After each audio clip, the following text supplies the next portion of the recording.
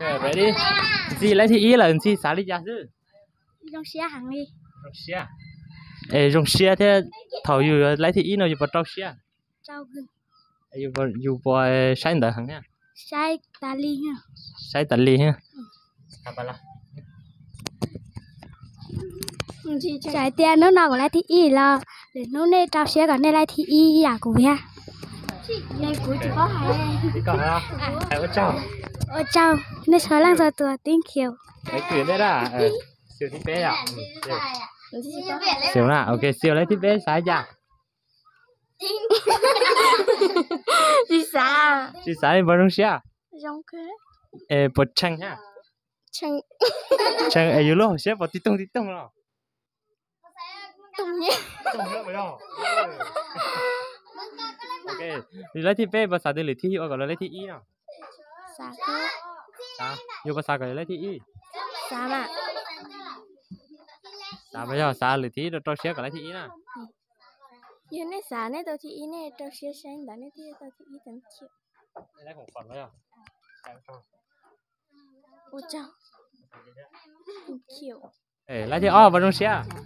Rong. Rong xếp vào chanh. Chăng. Chăng ê, yêu rồi xếp vào thịt tông ấy. Chỉ chờ thiệt. Ê, siêu này tôi lấy sừng ba thịt ó này tôi khăn này nhàng còn lấy sừng ba thịt ó này vẫn chai.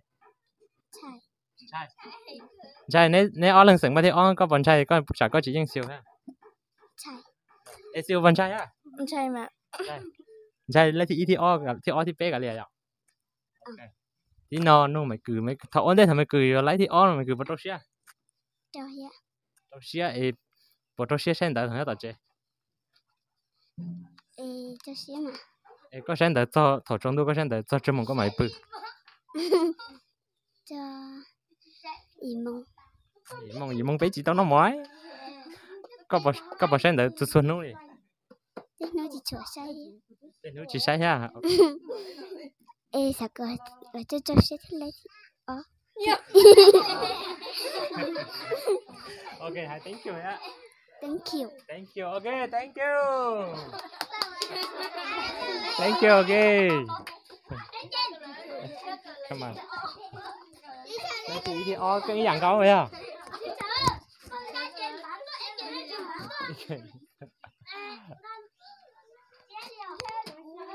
Okay.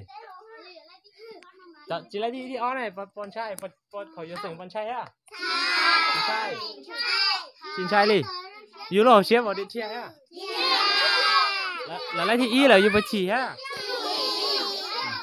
Là thì rồi cho xếp là chỉ để là các sừng độ ok lấy thì ý ha. Cho xếp cả lấy thì ý ha.